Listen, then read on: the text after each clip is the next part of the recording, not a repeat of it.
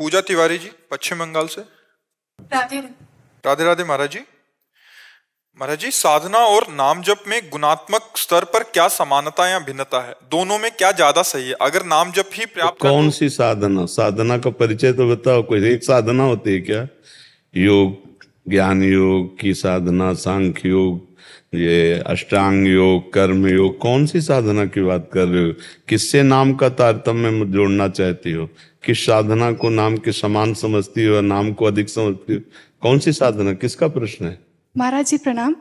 मैं इसमें कंफ्यूज हूँ, मुझे अज्ञानी समझ के प्लीज ज्ञान दीजिए कि सिर्फ नाम जपना क्या सफिशिएंट है?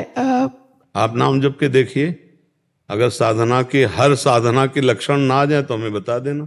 तो फिर पहले के ऋषि मुनि साधना क्यों करते थे? अलग अलग मार्ग हैं, जिसको जो मार्ग प्रिय हो उस मार्ग में चले। मार्ग हैं, जैसे ज्ञान योग मार्ग है, अष्टांग योग मार्ग है, कर्म योग मार्ग है, भक्ति योग मार्ग है।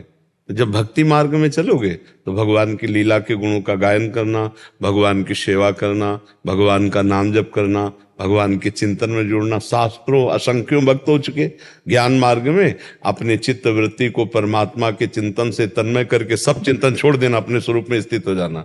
योग मार्ग से चित्त वृत्ति का निरोध करके समाधि में स्थित हो जाना। अब जो जिसका भाव जिस मार्ग में पड़ता है, इसलिए हमारे शास्त्रों में विविध मार्ग हैं, उस मार्गों से भगवान को प्राप्त होता है। सब कोई सब मार्ग में तो नहीं चल सकता, एक ही मार्ग में चलेगा ना। तो आप जिससे बात कर रहे हैं भक्ति योग मार्ग के प्रेम मार्ग का पथिक है, समझ रहे ना?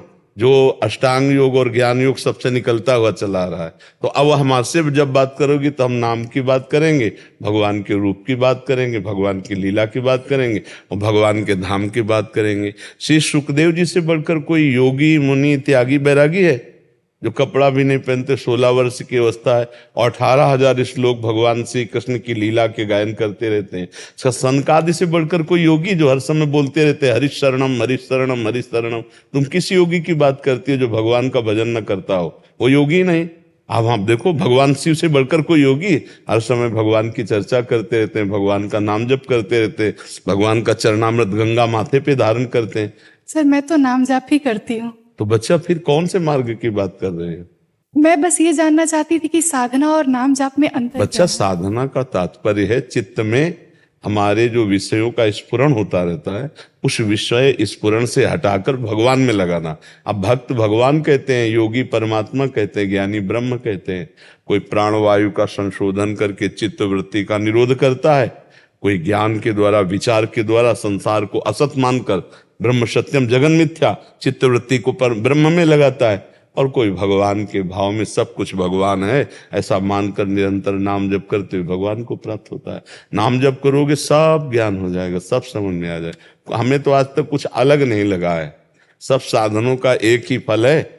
सब साधनों के जितने भी साधन है, संसार का चिंतन छूट जाए, राग द्वेष छूट जाए और भगवान से प्रेम हो जाए, उसे आत्मरति कहते हैं, उसे ब्रह्मरति कहते हैं, परमात्म रति कहते हैं, श्री कृष्ण रति कहते हैं। अपनी अपनी भावना के अनुसार पर रति होनी चाहिए आत्मस्वरूप प्रभु में, संसार का विस्मरण हो जाए। ये सब साधनाओं का एक ही बात है। संसार के राग का त्याग सब साधनाओं का है, चाहे जैसे से चले, पर वो साधना का फल यही होता है, उस परमात्मा में मन को लगाना, ब्रह्माकार वृत्ति कर लेना, भगवदाकार कर लेना। तो हम भक्ति मार्ग के पथिक हैं, तो हम प्रभु के नाम का। आज का सत्संग सुना क्या? इनमें से कोई सुना है? आज के सत्संग में था जो नाम को भगवान से भी बढ़कर मानते हैं, भगवान से भी बढ़, और हमारी ठसक हो कि हमारे प्रभु, मैं प्रभु का, इसी से सारा कार्य बन जाता है। चित्त वृत्ति का केवल संसार चिंतन छूटे, बस सब काम बन जाएगा। जीव परमात्म स्वरूप पहले भी था, अब भी है, आगे भी रहेगा। वो भूल से अपने स्वरूप को भूलकर शरीर को अपना मानकर भोगों में रमण कर रहा है। मैं यही बात हटाने के लिए साधना है। तो ये कलिकाल मलायतन मन कर देख विचार, श्री रघुनाथ नाम बिन नाहि नान आधार। बिना भगवान के नाम जप के कुछ नहीं है। बारी मथे घृत होय बर, सिकताते बरु तेल, बिनु हरि भजन न भवतरी या सिद्धांत पेल। गोस्वामी तुलसीदास जी साफ कह रहे हैं, बिना भगवान के नाम जप के भजन के भव समुद्र से पार नहीं हो सकते। खास करके युग धर्म है, ये तो बहुत है मलिनता फैला रहा है, इसमें तो नाम जप ही है। देखो, कृतयुगे ध्यायते विष्णु, त्रेतायाम यजते मखई, द्वापरे परिचर्यायाम, कलौ तद्धरि कीर्तनान। सतयुग में ध्यान के द्वारा भगवान की प्राप्ति होती, सब पवित्र हृदय के, सब आत्म स्वरूप में ध्यान होता। त्रेतायाम यजते मखई, त्रेता में यज्ञ के द्वारा भगवान की प्राप्ति होती। द्वापरे परिचर्यायाम, द्वापर में पूजा के द्वारा। अब कलयुग में तीनों साधन नहीं हो सकते। आंख मूंद के देखो, मन कितना चंचल भोगों में जा रहा है, अंधेरा दिखाई देता है, तो ध्यान तो हो नहीं सकता। अब वो यज्ञ, यज्ञ के लिए धान्य सही नहीं।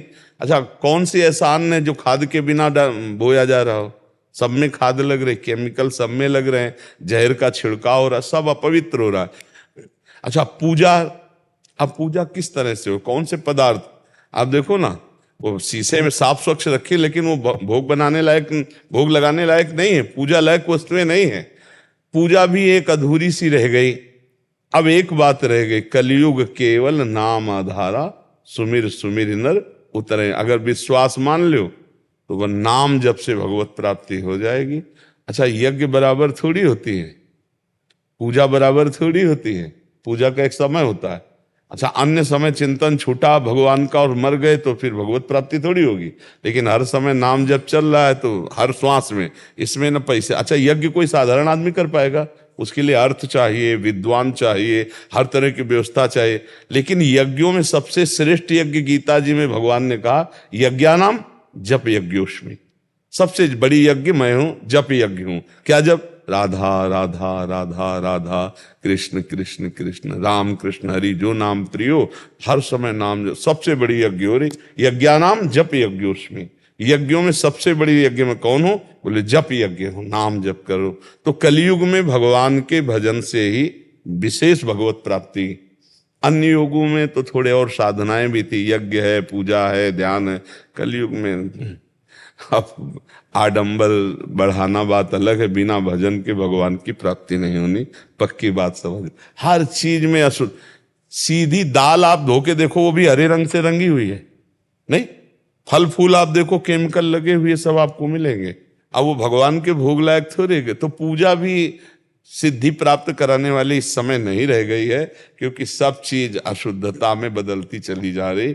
एक चीज है जो बिना पैसा के और सबसे बड़ी निश्चित भगवत प्राप्ति हो जाएगी, वो है नाम। देखो, इसमें पैसा नहीं लगता, इसमें मिलावट नहीं है। हम राम राम राम राम हर समय रटे, कृष्ण कृष्ण रटे, राधा राधा रटे, और चहुं जुग चहुं श्रुति नाम प्रभाव, कल विशेष नहीं अनुपाव। चारों युगों में, चारों वेदों में भगवान के नाम की महिमा है। जो नाम में विश्वास कर लिया तो निश्चित भगवत प्राप्ति हो गई। हम पनवासल लगाए बैठे मान लो साधना में, हमारा चित्त संसार का चिंतन कर रहा, तो मरेंगे तो संसार ही तो मिलेगा। भरत जी गंडकी नदी के किनारे हैं, राज परिवार सब छोड़े आए हैं, साधना कर रहे हैं, और हिरन में ममता हो गई तो हिरन बने कि नहीं बने? अगर राम राम बोलते, कृष्ण कृष्ण बोलते, तो अंतिम समय बोला जामिल पापी था, पुत्र के बहाने नारायण, तो भगवत प्राप्ति हो गई ना। इसलिए सब साधनों से श्रेष्ठ है नाम जप, और नाम जप से निश्चित भगवत प्राप्ति। समझ पा रहे बच्चा?